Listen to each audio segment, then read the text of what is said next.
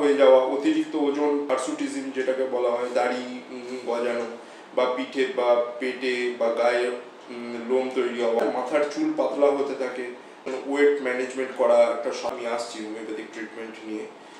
নমস্কার সবাইকে, কেমন আছেন আপনারা?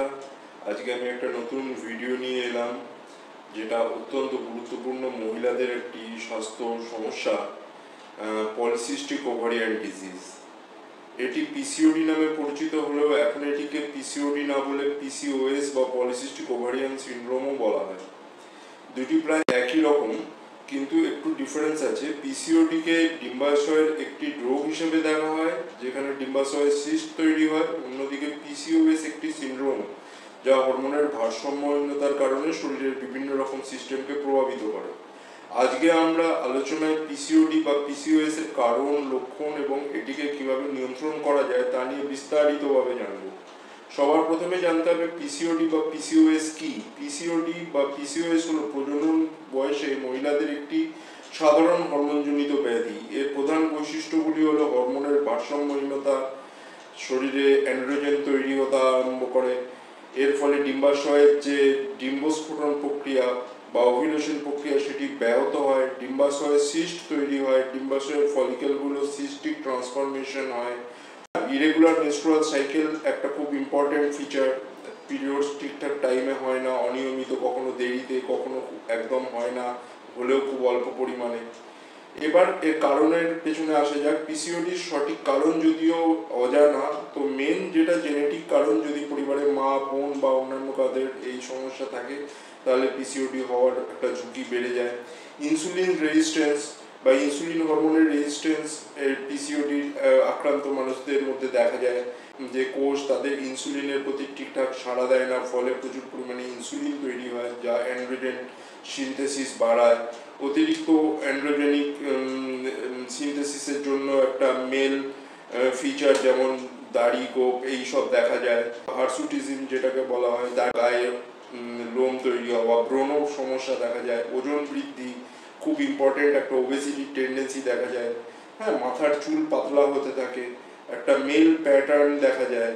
হ্যাঁ, ত্বকের মধ্যে বেশ কিছু কালো কালো দাগ, হ্যাঁ, গলাতে, এইসব জায়গাতে এটাও দেখা যায়। যে পিসিওডি নির্ণয়ের জন্য ডাক্তার আপনার বেশ কিছু শারীরিক পরীক্ষা নিরীক্ষা করবেন, আপনার লক্ষণগুলিকে দেখবেন এবং কিছু মেডিকেল টেস্ট দেবেন। যেমন আপনার শরীরে অ্যান্ড্রোজেন লেভেলটা চেক করতে পারেন হরমোনাল অ্যাসে করে। হ্যাঁ, ইনসুলিন, গ্লুকোজের মাত্রাটা চেক করা, ইউএসজি করে দেখা যে পেটে কোনো সিস্ট আছে কিনা, হাইট অনুযায়ী ওয়েটটা ঠিক আছে কিনা, এটাও চেক করা হয়। এবার আমরা আসি পিসিওডির চিকিৎসা এবং ব্যবস্থাপনায়। পিসিওডি একটা সম্পূর্ণ নিরাময় না হলেও জীবনযাত্রার পরিবর্তন এবং কিছু ক্ষেত্রে চিকিৎসার মাধ্যমে লক্ষণগুলোকে নিয়ন্ত্রণ করা যায়।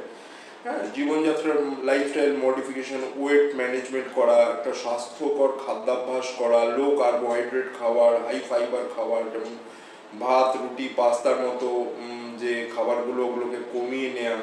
ঠিক আছে, প্রোটিন, মাছ, মাংস, ডিমটা খাওয়া, বাদাম, অ্যাভোকাডো এইগুলো আপনি নিতে পারেন, চিয়া সিড নিতে পারেন। হ্যাঁ, প্যাকেট ফুড একদম চলবে না, চিনিযুক্ত খাবার যেটা ওজন বাড়ায় সেগুলোকে কম খেতে হবে। পর্যাপ্ত জল পান, হ্যাঁ, এটা খুব ইম্পর্টেন্ট। নিয়মিত ব্যায়াম করা, যোগ ব্যায়াম, প্রাণায়াম, এগুলো আপনাকে অনেকটা হেল্প করতে পারে। একটুখানি মাসেল বিল্ড আপ করার মতো কিছু ফিজিক্যাল অ্যাক্টিভিটিস করা, এগুলো, হ্যাঁ, কিছু অ্যাব এক্সারসাইজ যেগুলোর মাধ্যমে ওজন কমানো যায়। মানসিক চাপকে কন্ট্রোলে রাখা, এটাও খুব ইম্পর্টেন্ট। নিজের পছন্দের কাজ করা, বই পড়া, গান শোনা, পর্যাপ্ত পরিমাণে ঘুম, এবং ওষুধপত্রের মধ্যে যেটা মেনলি মডার্ন মেডিসিনে যেটা দেওয়া হয়, যে contraceptive pills, oral contraceptive pills দেওয়া হয়, যেখানে নিয়মিতভাবে পিরিয়ডসটা হয়। সুগার, ইনসুলিন রেজিস্ট্যান্সটা কমাতে মেটফর্মিন জাতীয় মেডিসিন মডার্ন মেডিসিনে দেওয়া হয়। কিন্তু হোমিওপ্যাথিক ট্রিটমেন্টটা, হ্যাঁ, সেক্ষেত্রে সম্পূর্ণ আলাদা। আমি আসছি হোমিওপ্যাথিক ট্রিটমেন্ট নিয়ে।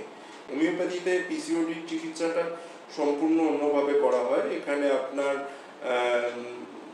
পাস্ট হিস্ট্রি, আপনার ফ্যামিলি হিস্ট্রিটা খুব ইম্পর্টেন্ট। যদি দেখা যায় যে আপনার ফ্যামিলিতে এই জাতীয় সমস্যাগুলো আছে, তাহলে সেই অনুযায়ী মেডিসিন সিলেক্ট হয়। যেহেতু এটা একটা সিস্টিক ট্রান্সফরমেশন, হোমিওপ্যাথিতে সাইকোটিক ব্যাকগ্রাউন্ড আমরা দেখে থাকি, তো অ্যান্টিসাইকোটিক যে সব ড্রাগসগুলো আছে সেইগুলো আমরা দিয়ে থাকি জেনারেলি, এবং খুব ভালো কাজ পাওয়া যায়। পিসিওডি বা পিসিওএস যদিও খুব কমন একটা প্রবলেম, খুব কমন, আজকের সোসাইটিতে দেখা যাচ্ছে যে এটা অনেকের মধ্যেই দেখা যাচ্ছে, তবে সঠিক জীবনযাপন এবং মেডিকেল অ্যাডভাইস ডাক্তারের, সেটা যদি আপনি মেনে চলেন এবং সময় মতো ওষুধটা খান, তো এর থেকে কিন্তু আপনি খুব সহজে বেরিয়ে আসতে পারবেন। পুরোটা না সেরে গেলেও কন্ট্রোলে রেখে নর্মাল লাইফস্টাইল আপনি লিড করতে পারবেন। তো এই কথা আমি বললাম। আর যদি আরও বিষয়ে কিছু জানার থাকে স্পেসিফিক এই পলিসিস্টিক ওভারির বিষয়ে, তাহলে কমেন্ট বক্সে যদি কমেন্ট করেন, অ্যাকর্ডিংলি আমরা আপনাকে গাইড করে দেব, অসুবিধে নেই। তো আজকের মতো এই বিষয়টা নিয়ে এই অবধি রইল। ধন্যবাদ, ভালো থাকবেন। যদি আরও ইনফরমেটিভ এই জাতীয় ভিডিও দেখতে চান, তাহলে এই চ্যানেলটা সাবস্ক্রাইব করে আপনি আপনার ইন্টারেস্ট দেখালে আমরাও আপনাদেরকে বেশ কিছু ভালো ভালো জিনিস নিয়ে ভিডিও করে আপনাদেরকে আমরা দেখাতে পারবো। আশা করি আপনাদের ভালো লাগবে আর কি। ধন্যবাদ।